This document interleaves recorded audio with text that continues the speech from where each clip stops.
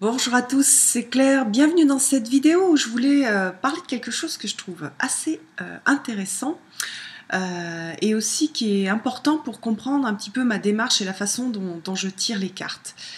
Donc cette vidéo, c'est pas du tout une vidéo pour faire une polémique ou un grand débat sur la question, c'est juste pour vous présenter comment est-ce que moi je vois les choses. Je suis pas d'ailleurs la seule à avoir les choses comme ça, je viens de le retrouver dans un livre, c'est ce qui m'a donné l'idée de faire cette vidéo. Voilà, donc c'est ma vision de la cartomancie. Alors la question c'est est-ce qu'on peut faire de la divination? Est-ce qu'on peut faire de la cartomancie comme on le faisait au XVIIIe siècle ou même il y a 100 ans? Alors pour moi non, parce que dans le monde du XVIIIe siècle ou même dans le monde il y a 100 ans, on était sur des vies qui étaient assez conditionnées et avec un futur qui était un petit peu écrit d'avance, c'est-à-dire qu'il y avait peu de liberté individuelle. Souvent j'explique quand je tire une carte sur le futur. Le futur c'est une carte de... On va finir un peu un tirage, on va avoir un peu une petite indication, mais c'est l'indication du futur, en fait, le plus probable. C'est comme si, devant nous, on avait une route un peu plus grande que les autres, mais on a quand même plein de petits chemins à côté. Au XVIIIe siècle, les gens, dans leur futur, ils avaient en gros une autoroute, enfin une grande route devant eux et peut-être un petit chemin, mais ils n'avaient pas énormément de choix dans le futur. Donc la divination classique, elle marchait très très bien.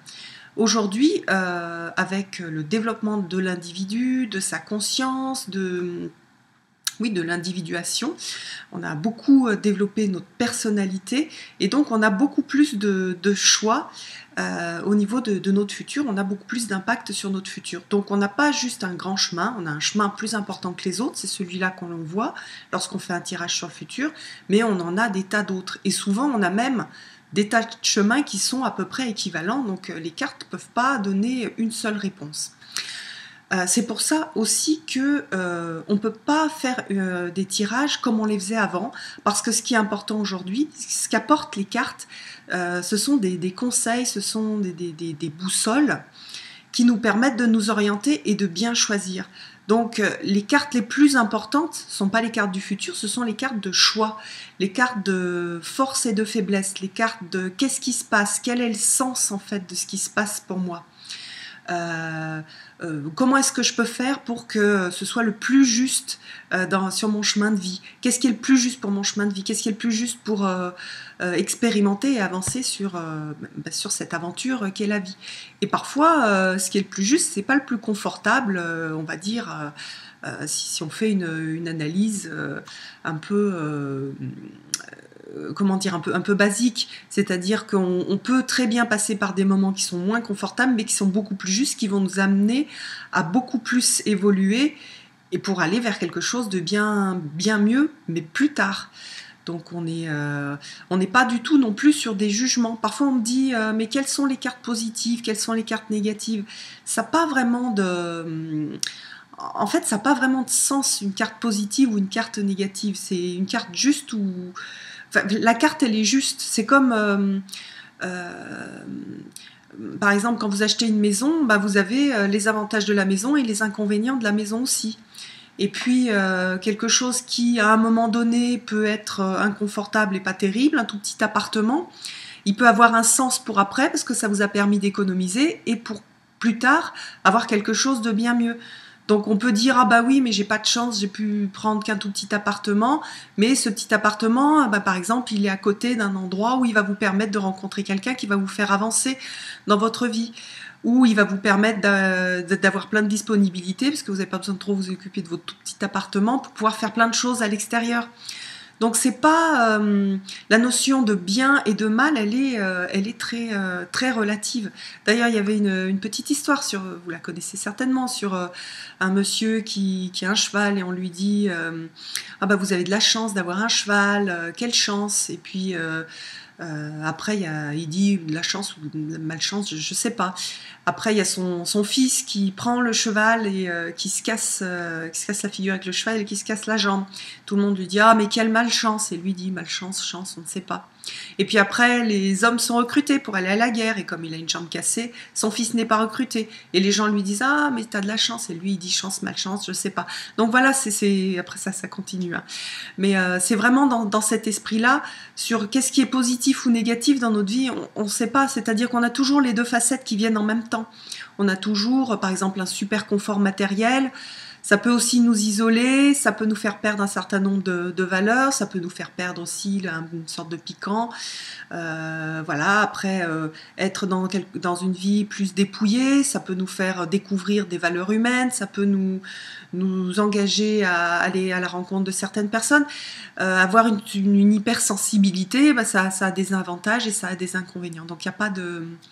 Il n'y a pas de positif ou de négatif. Et c'est pour ça aussi que dans les tirages hyper divinatoires, où on dit oui, il va t'arriver un malheur, ou il va t'arriver tel truc, etc., je trouve que ça n'a pas de sens aujourd'hui, surtout que justement, on est en recherche de sens et que ce qui nous arrive, ce qui est important de trouver, c'est quel sens est-ce que ça a ? Quel sens ça a dans ma vie ? Qu'est-ce que ça m'apporte ? Et c'est là où les cartes sont super puissantes. Apporter du sens et apporter de la guidance, apporter des moyens de se repérer dans cette vie qui est devenue très complexe. C'est-à-dire aussi qu'avant, la vie des gens était beaucoup moins compliquée que la nôtre. Elle était beaucoup plus tracée, il y avait moins d'incertitudes. Notre vie à nous, donc on n'est pas capable d'avoir... ça n'a pas de sens et c'est pas possible d'avoir vraiment une divination pure sur qu'est-ce qui va se passer dans le futur, parce qu'on est de plus en plus responsable de notre vie, qu'on a de plus en plus de liberté pour façonner nos vies. Lorsqu'on va faire de la divination pure aujourd'hui à quelqu'un, on va, quelque part, on va la faire régresser. On va lui dire, tiens, il y a ça qui va se produire dans ta vie. On va la déposséder de son pouvoir personnel et on va lui donner voilà, un de ses chemins et un peu la conditionner pour aller dans ce chemin-là. Si on lui dit, voilà tes ressources, voilà tes forces, tes faiblesses, voilà le sens de ce qui se produit dans ta vie, voilà le sens que ça aura un petit peu si toi tu choisis ce chemin-là, mais tu peux choisir celui-là. Et puis peut-être que les cartes, elles vont montrer un autre chemin. Là, on va lui donner du pouvoir, on va l'aider en fait à exprimer toute sa liberté de choix. Et donc, pour moi, ça, c'est un vrai tirage qui donne de la puissance, de la force, du sens à la vie. Voilà. Donc, voilà un petit peu ma vision. Je vous redis, c'est pas du tout pour faire un grand débat sur la question, c'est pour expliquer comment est-ce que moi je travaille quand je fais des tirages. Et pour vous montrer l'intérêt que ça peut avoir.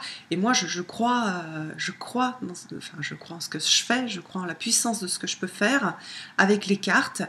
Et voilà, et je trouve extrêmement dommage d'être enfermé dans des chemins, de se laisser conditionner sur quelque chose, sur un futur, alors qu'en fait, on a le choix. Voilà, on est dans un monde complexe, de toute façon, tout le monde le sent, dans un monde complexe, on est dans un monde qui est angoissant, parce que le futur n'est pas préétabli, on ne sait pas comment on va vivre. Hein. Il y a pas si longtemps, il y a 150 ans, les enfants vivaient à peu près la même chose que leurs parents. Aujourd'hui, à chaque génération, il y a quelque chose qui se creuse.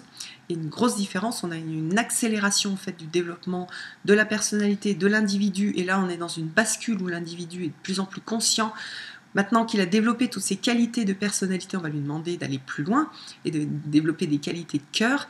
Et pour ça, on a besoin de guides, on a besoin de sens, on a besoin d'accompagnement. Et les cartes sont vraiment extraordinaires pour faire ça. Voilà, j'espère que cette vidéo vous aura intéressé. Je vous donne rendez-vous pour une prochaine vidéo. Bye bye!